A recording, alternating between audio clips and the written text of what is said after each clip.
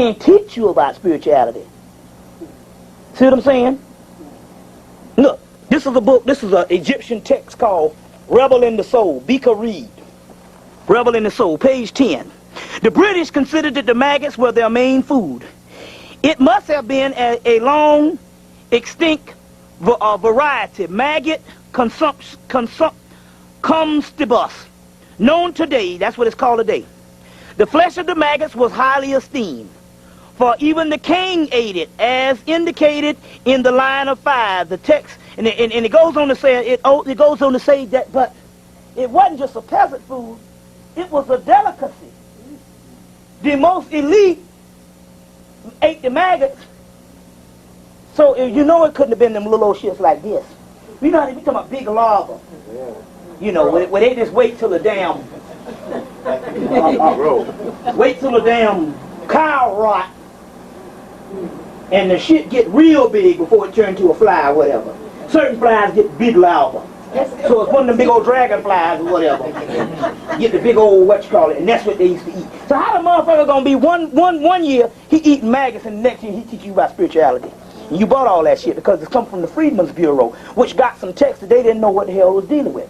So the Antichrist, the top of the spear is called Ain, which is called the Great Mother, blackness. Ain is called antimatter, triple blackness of space. Antichrist is talking about the mother and the son. So Ain would be a symbolic of the great Isis, of the great Mary, or it's talking about the womb. The womb would be Ain. So Antichrist, Ain, which means anti, or nothingness. From the nothing you get the absolute. The nothingness would be, the triple blackness of space was called, so the nothingness, or what you call the Antichrist, and means black. So the Antichrist is talking about the black Christ. To put it plainly, so you can understand. And it's interesting that you ask this question. You see what I'm saying? Because that's all a part of it. You can't go nowhere until you get things right. The yin and the yang. The black Christ, the yin and the yang. In the beginning is what? Darkness. You see what I'm saying? Lucifer just means pineal gland, light bringer. Lucifer, the light bringer. Just means pineal gland. Satan, Sutan, means the base of the spine, the top of the spine and the base of the skull, which is medulla oblongata, the mouth of God. Satan, get behind me. This is the symbol of Satan gets behind me, which is, in Egypt, the Christ is Horus. Har-Sut. Sut is the ancient word for set, and set on Har-Sut.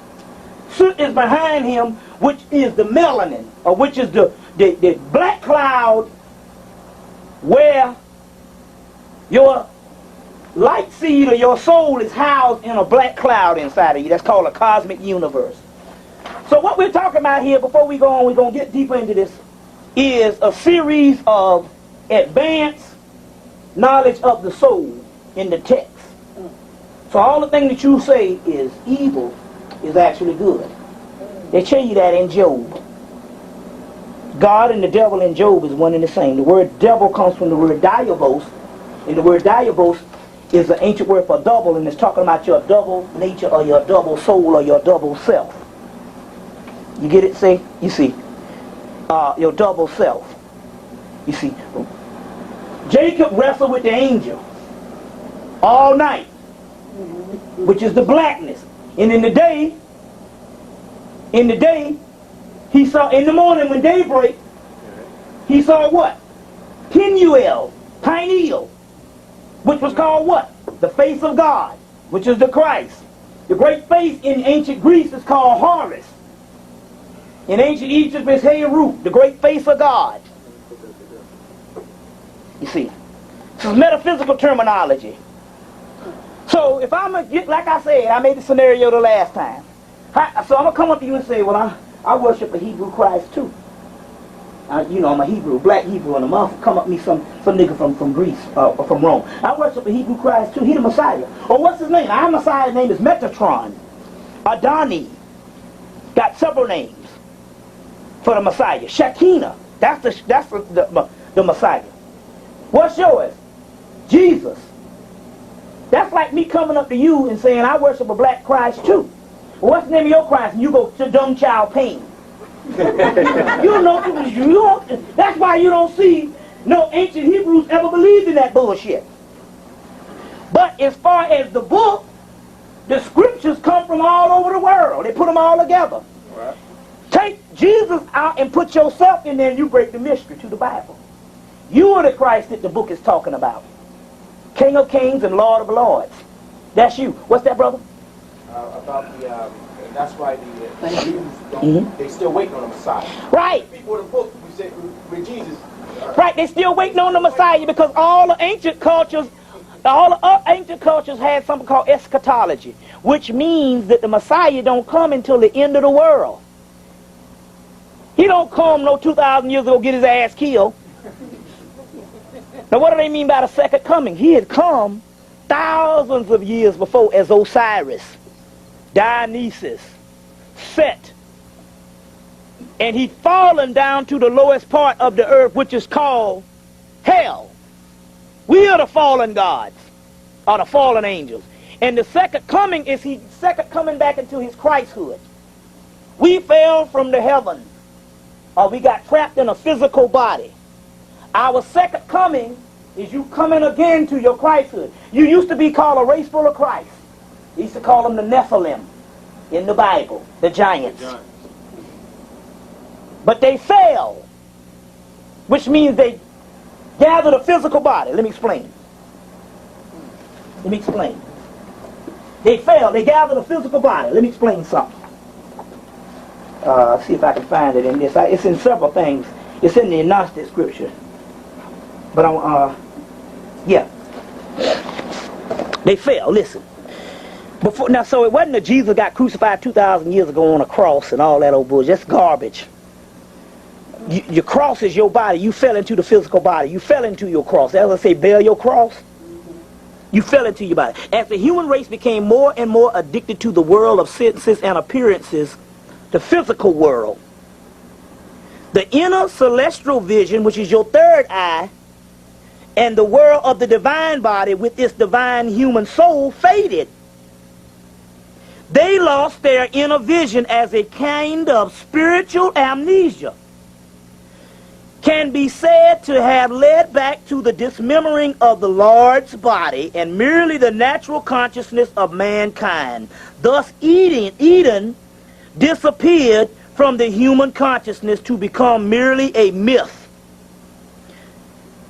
The divine man could be said to have disappeared again beneath the water of external phenomena of the world. So what happened was this. At one time, we were radiating on an advanced divine level. And what you call the invisible world or the unseen real that they tell you to have faith in was visible. It was a whole nother damn party room. And you was the damn leaders of it. Doing what the hell you wanted because you were gods. The vibratory rate fell because of another entity that trapped us in this particular dimension. It fell, and as it fell, we became more and more and more physically into the physical realm. And the spiritual world started becoming, the spiritual world, or what you call the invisible world now, which is the real world, Eden or heaven, started becoming dim. At one time, the physical world was dim, which is an illusion. And as you fell, the physical world became more visible, and you started depending on these two eyes, which is a cheat, and the spiritual world became invisible. And you get that in dreams now. That's the key. You get it in the dream world, and you get it in what you call visions. But you also get it every day in your thoughts. That's, you just don't, you get the most miraculous shit. You ever walk over there and have a thought, you be like, whew. Right. But you've been taught that don't listen to your thoughts, because that's all fucked up. And don't talk to yourself. You can also read minds. Yeah. You can read, don't talk to yourself. Start back talking to yourself. Because the physical doesn't exist. It's only a slowed down vibratory rate. The real self is on the inside, so when you talk to yourself, you're becoming more and more unconscious in identifying with that true self, which is yourself. So this is why I tell you don't talk to yourself. But every time you get by yourself, you talk by your damn self. Somebody come in the damn room, what you do? I was singing. Why do you talk to yourself? You know what I'm saying? You be walking down the street, I'm going to take care of this shit right now. I'm going to take care of this shit right now. Well, wait till I get there. Who the hell you talking to? But you drumming up enough energy now because you really talking to yourself. Because you don't give a damn who hearing you. I'm going to take care of this shit right now. That's what you're really doing. So they tell you to stay away from the darkness. In Isaiah, what was it? What I said it was the last time. Hold on, get my notes. I gave it to you the last time. Huh? Isaiah.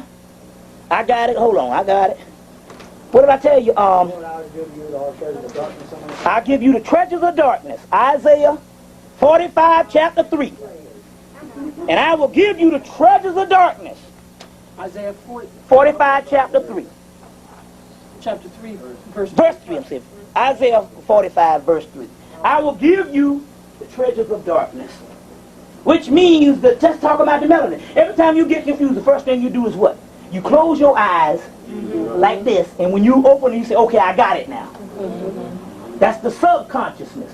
That's the hell of what they call a mentor. That's where Satan is, which is Lucifer, the pineal gland. Everything is backwards. Everything. If we're 180 degrees from the truth, then the religion can't be the damn truth either, because it's a religion. It's explaining something that's spiritual wrong. It's explaining something, it's only explaining something spiritual wrong to keep you in bondage and a system to keep you in slavery. The religion can't, listen, what is the religion of the United States of America? Christianity. I don't give a fuck what you say. Christianity.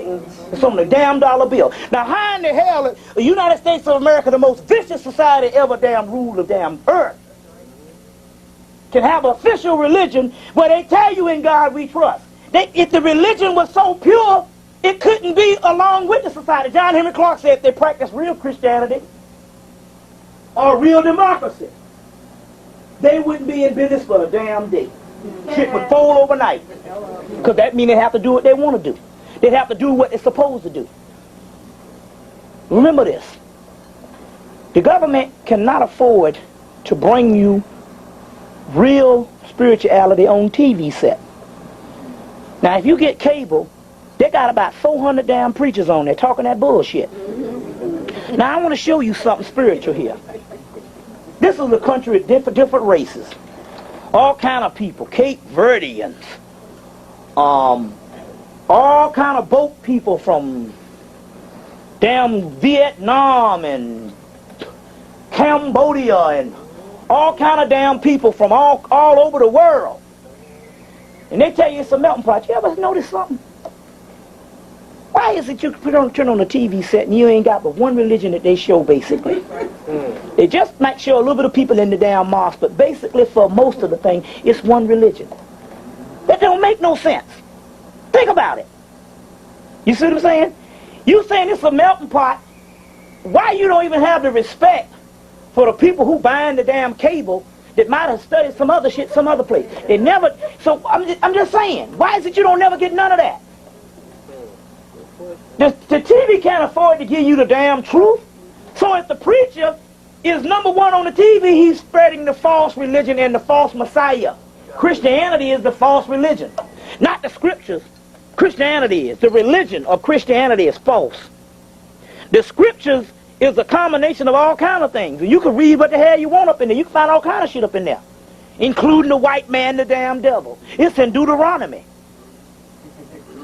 Say that you'll be something about you will be controlled by a people who are not a people. You see what I'm saying? It's tons of stuff up in there. There's one in Revelation 2:10. It says, now Revelation is supposed to be a book of the end time.